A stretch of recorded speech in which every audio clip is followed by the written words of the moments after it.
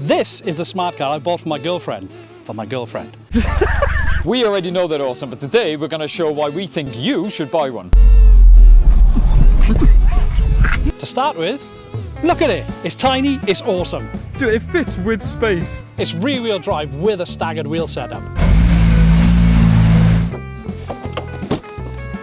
Somewhere to have your lunch.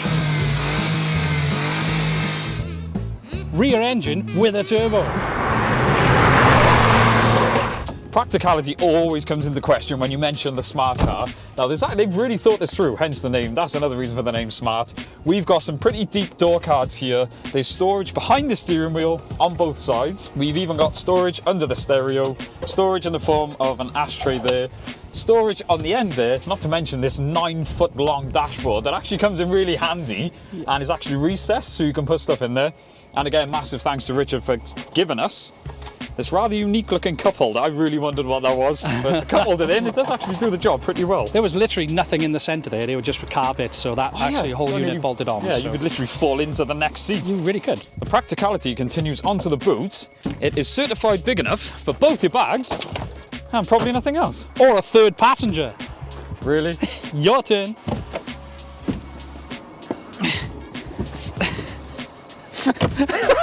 No way. You fit. There you go. It's actually not too If you've got a bad. Drew, you can chuck him in a boot. No, a dog's feel. Smart stands for Swatch Mercedes Art.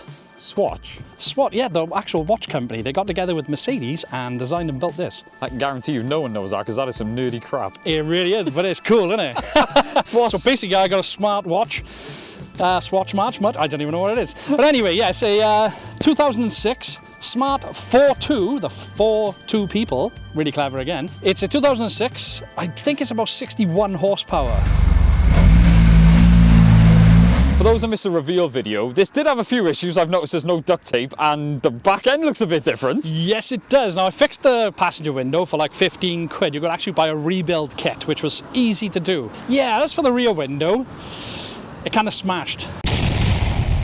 I did, however, manage to find a new rear glass from a subscriber of ours. Now, his name's Richard Bowen. Massive thanks to him. People in the smart community know who he is, and he ships all over the world. He also sorted me out some mirrors, because if you remember, they were all flapping and just loose and stuff, so...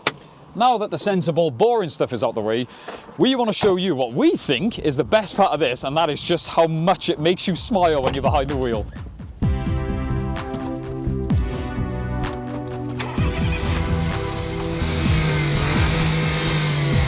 Right, so the first thing that surprised me with this car is the amount of room in the cabin. Considering the exterior, when you jump in it really feels airy, doesn't it? It does, but with a passenger, you really feel close. And the amount of times we've rubbed up against each other. Oh no, don't get the wrong idea, we're family. The glass with the pan roof is a really quality touch, and it does that. The little thing there is only half, I don't know why. I was going to say, it's kind of pointless. keep the sun out in as you're driving, you've got to go, whoop. Yeah. But anyway, let's, it feels very Mercedes in you. Because it is, basically. So the crazy thing is with this, again, a lot of people don't know, it is classed as an auto, but it's what they call automated manual. So it's a manual gearbox controlled by a robot. Yeah, it's like an actuator. Yeah. That's what it does, yeah. Like the SMG Mercedes and the V10 M5s. That's exactly what we've got here. Pretty much. It's a hell of a car. It's got loads of different mixtures, hasn't it? Yeah. So I had a little zip around in the car park when you first bought this. Out on the road, it's crazy. It doesn't feel as small as it looks. When you're going in a straight line, you've got all the dashes very well laid out and quite airy, like I said, apart from when you look on the side and the passenger's right in your face. Yeah, with rubbing nose. And you know, even the power, so as we said, this is a 700cc? 700cc turbo engine. This is a big mountain we're going up now. Yeah. It's doing all right, and it's, you know, we're 2 up. I was going to say, yeah. That gearbox. So yes, they are a bit delayed. If anyone who's ever driven an SMG, whoa! What's the understeer, man? It's got 145 tyres on the front at the moment. Yeah, I think I was doing 30 mile an hour then, not even pushing it. So yeah, it is sketchy, especially on roundabouts. Yeah. In the damp. And the weird thing is with this, every other SMG car I've heard of has got an automatic mode. Now the later ones did come with that update, didn't they? They did, yes, and you can change these if you want to, but yeah. So you have to change up every single time. But if you're going slow enough, the car will downshift for you. Yeah. It's just, this car is just full of quirks. But like, I've jumped into this now. It's very, very intuitive. I mean, you're basically driving without a clutch. Yeah, yeah, slow it down. When you come to, oh my god. It is very sketchy on the front. I didn't realise how big your balls were. Coming down here, Kenny was thrashing it a bit. Oh, it's back in then. I'm just scared because I got 145s on the front at the moment. I was to say, we've driven cars with like 10 times the power of this on these roads, and it's not as scary as this. Really. As Kenny always says, if you're getting overtaken by a smart car, you're really doing something wrong. It has rained since though. True, yeah. It's a bit more dry. But you, oh my god. Yes. It feels, you feel, I know this car's getting on a bit now. There's probably some bushes that need to be changed. Yeah. But you feel very detached from the front end. It feels like the steering wheel is on a different car to those front wheels. I will agree. I've been told, like I said, we have got a first modification coming for this car, which is a set of wheels. And yes, they are bigger and wider. They are wider, and that's the main thing. Like I said, 145 on the front of this. That's not far off our motorbike front tyres. Oh my god. Yeah. So yes, we will be putting 175s up front. Oh my god, right. So I'm going to do a little second gear pull coming out of the corner. Whoa! I'm sorry, I love the noise on this thing.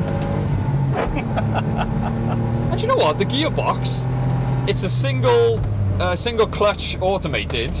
It's smoother than I thought it was going to be. No SMG is smooth. We've proved that with the E46 and stuff like that. Yep. But I'm pleasantly surprised, and spat on your steering wheel. Sorry, cuz. Good job we're related, isn't it? I can see what you said. So Kenny's, we've said it before, Kenny's owned AMGs, M3s and everything like that. I've never seen you giggle so much in a car than when you drove this. It's just flat. It puts a smile on your face. And I know people have said to me, you know, driving a smart car, and I'm like, I don't care. If you're not man enough, you know, if you're not that secure to drive them, that's fine, we understand. But if you are, and you can get over that whole thing of, oh, you're driving a smart car, I'm doing 45 mile an hour, and I'm having the time of my life. That's the thing, and it's low speeds feel fast, because it's so small and like it's just darty. You hit a bump and it'll shoot over the other side of the road. Well, I was going to say, I wouldn't go as far as darty, because like I said, the way you were throwing this around... That's what I meant by darty. Oh, you hit a bump and it bounces. Yeah. So when you were throwing it around, I was like, oh, this is fun. I have not got the confidence at the moment to throw it around. I've been driving it a lot, so yeah, I know what it'll do. Well, yeah, let's give him some real world... Hang on, wait there, let me... Boost. I love the noise. I love the turbo. You do actually get a little bit of a torque punch from the turbo. Yeah, it helps. It definitely helps. And then when you want to, this has got 6 gears. None of my cars have got 6 gears. Really? Honestly, yeah, this is way more technically advanced than mine. Give us some real world, because obviously you've driven this. You actually chose to drive it a few times over your BMW daily. Yeah, I use this more for work than my car. So, my BMW. I got a 520D Estate that I use. Yeah, I love it. It's so comfortable, and do you know what? It does make me appreciate that more by driving this. Yes, yeah. But like I said, I don't think anyone's jumped into a 520D and started giggling going around the corner. No. For a learner car, I mean, do you know, the seating position, I'm sat in a really upright, really sort of positive position. I can see everything around me. Okay, it helps that the car's only about 30 centimetres long. But you know what's going on around you, and I feel in quite a confident position. It's a wicked balance of, people say autos, you're lazy driving. This is like a good balance of, do you know, when you can't be bothered driving, you can do that. And if you can be bothered driving, you want to have fun, you can just rally car and just smash through the gears. Yes. So speaking of that, we've done the sensible bit. Let's find some silly stuff to do. I can't wait. No way.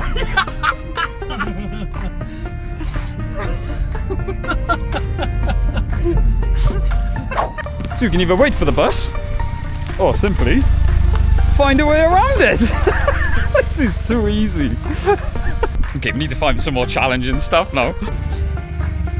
Obviously the ultimate test for any small car. Huh? Yeah, you're actually good. You've got loads of room this side. Dude, it fits with space. There you go. If you ever come shopping and you don't want to get your car wet. Yeah, keep it dry, yeah. Challenge 1 complete. As another little test, is it any good off-road? Smallest car in the world and he's struggling to do a 3-point turn.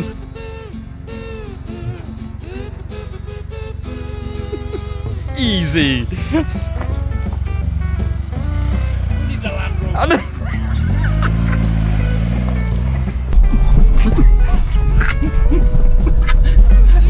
like how your confidence is built.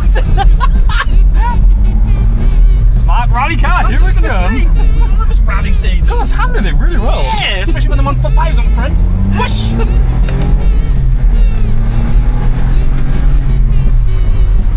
Ah, we didn't even break the speed limit. So normally, were you trying to brake boost then? So normally, at this point in the video, we'd pull out the draggy, but obviously me being me, I forgot it. I think I've left it on charge. But we don't want to ruin it for you guys, so what we're going to do is do a 0 to 60 run based off the dial itself, not GPS. Yeah, now obviously we haven't got a clutch, so I'm just going to have to try and roll off because I just tried big brake boost and it doesn't work. And we are 2 up, so... Yep. Are we ready? I don't know if we're ready for this. I know, we got about 3 miles of road, so fingers crossed we got enough. If not, there's a... Oh no, the lorry's gone though, it's fine. I was just going to say, yeah, we'll just use the hedge or something. Ready? Go, go, go! Second gear! Nice shift. Come on! There it is! Okay, so the hard thing for this is there's no rev count, so you don't actually know when you're getting anywhere near red line, do you? So No, that's it. You just got to listen to the engine, see where you think it is. Yeah, I and reckon that was about 4 seconds. it's got to be, hasn't it? Well, any performance car is under 20 seconds, 0 to 60, so as long as it's under that. And this being basically a 911, as we've said before. Yeah, rear-wheel drive, rear-engine sports car. Yeah, you don't want it too aggressive either, so No. I think it's just right. Well, you know, when you're in 4th gear to hit 60, it's pretty unaggressive, isn't it? So it's, Yeah, well, it's just geared right, you know. For yeah.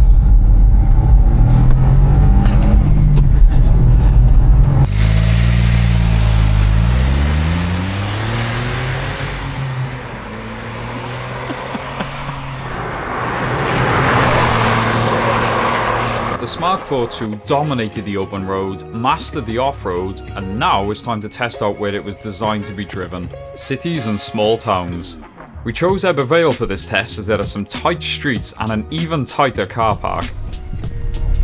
Wow, this even feels small in this. It does, as I said, I've had the BM up in here. Wow. Look how low the roof ceiling is as well. Whoa.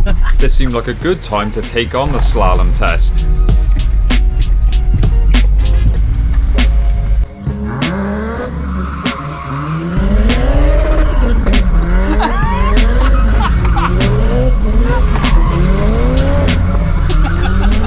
Slalom test complete, it was time to hit those small town roads. Why is it, if we were in a normal car, we wouldn't be having half as much fun doing this? Get that big car out of the way. Look at that massive car in front of us. They were really nervous coming around that corner as well.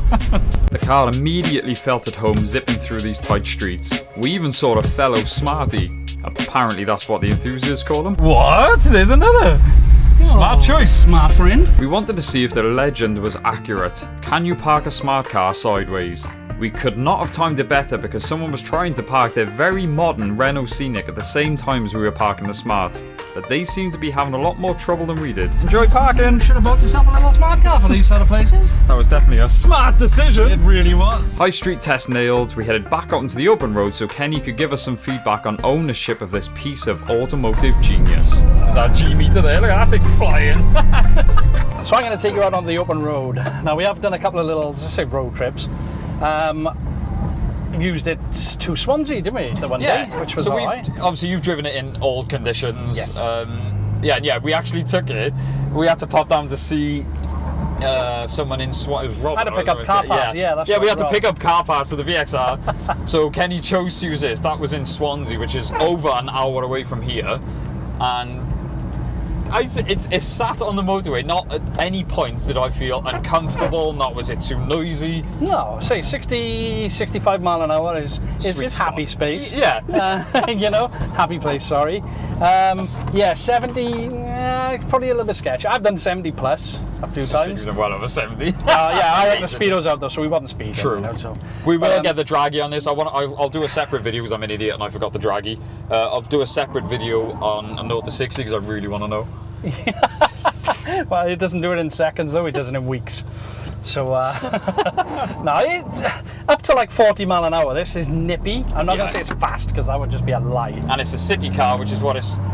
Yeah, it's Put me back in my seat then. There you go, see, this is the talk. Which is what it's designed for. But yeah, like I said, I've driven it everywhere. I drive it a lot back and forth to work.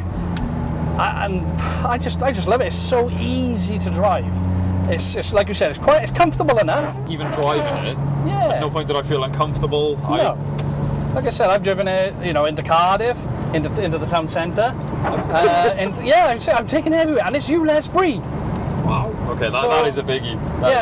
They're all about bringing it out in Cardiff, innit? So they're just ruining everyone's lives. Yeah. So that brings us nicely onto the expenses side of it. Ooh, because anything with a Mercedes badge, it has technically got a Mercedes badge. Yes, it has. So first of all, how much did you pay for it initially? Right, I think it was up for 1,400 quid. And I gave 1,250 for the car. Yep. So that was with, I would say good price we had on it. Yeah. Tax is £35 a year. Now that's nothing. I know you can get stuff which is cheaper, but 35 quid is a takeaway these days. For an So for that's an older tax-free, car. Yep. I'll cut that. Yeah. For an older car, I mean, on mine, I'm paying like £30 a month. Same on mine. I think the BM's 20 and the Astra's 30 something.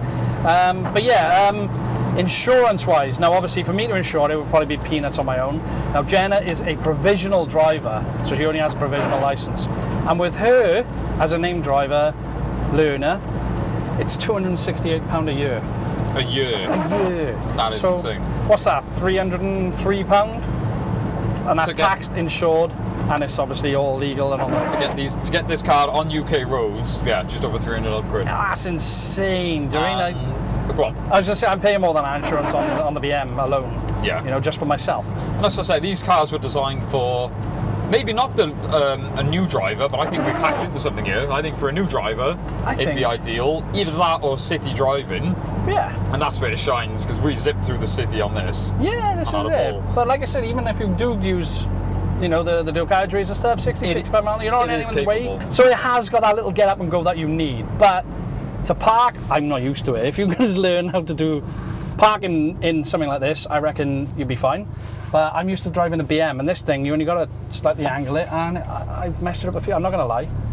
I have messed up my parking up. Do you know what freaks me out? What's that? I was just looking at you then. Because the boot is there, the road is there, I genuinely thought that car was going into the back of us.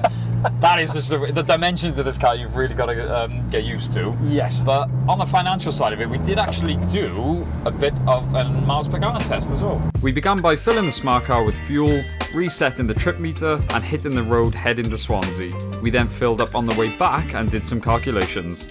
Right, so we have just filled up again. We used 10.54 litres, which was £14.11. So miles per gallon wise, what do you think, considering the roads we've been on? 50? Okay. 43.69. Ooh, okay, more. Less than you thought, wasn't it? Less than what we were. I was expecting more, to be honest. Yeah. I don't know, it's because I did a couple of little. And for, like I said, we will clarify and say he wasn't driving, not hypermiling, he wasn't exactly trying to get. This is like real world, everyday driving, and as we said, these cars were not designed for the motorway, let's be fair. No, they weren't. Designed for zipping around in cities. Another major aspect of this car that people seem to be a bit misinformed about is the safety aspect. Yeah, no, this whole frame of the car is designed like a roll cage. It's actually pretty well documented how safe these cars are. Fifth Gear did a very good video where they literally crash tested one, and it's surprising how well it came off. That is why we think that you should buy a smart car. I think they're underrated because a lot of people can't get past the fact that it's a smart car. And I'll be honest, I don't think I would have ever bought one until I drove one. Same. I've never driven one before I bought this. I wish I'd done it years ago. Because as a little kickabout, it's just there. It's great. Like I said, I parked this over Jenna's Street. It's a nightmare to park. This just goes in, no problem. Yeah. So we have got a lot more content coming up with this now. As I say, we've got the first mod. I really want to do the 0 to 60 on the Draggy. So as always, guys, we've got loads of a lot's happening with the other projects as well for our loyal followers. Yes. There's a lot coming out. We'll try and give you guys a proper update pretty soon. And the features and reviews are coming straight back. So yeah. You wouldn't believe it from just now, but earlier on today was sunny. The weather's coming back. We are already in contact with a few people. Yes. So if you have messaged us, we will be putting a post out. Drop us a line if you want your car featured, but they are coming now. Yes, with the weather breaking. We'll keep you updated. But as always, guys, thank you so much for watching. Don't forget to like, comment, subscribe. We'll see you in the next one. Smart. That was very smart. Very smart idea. How long till that gets old? Never.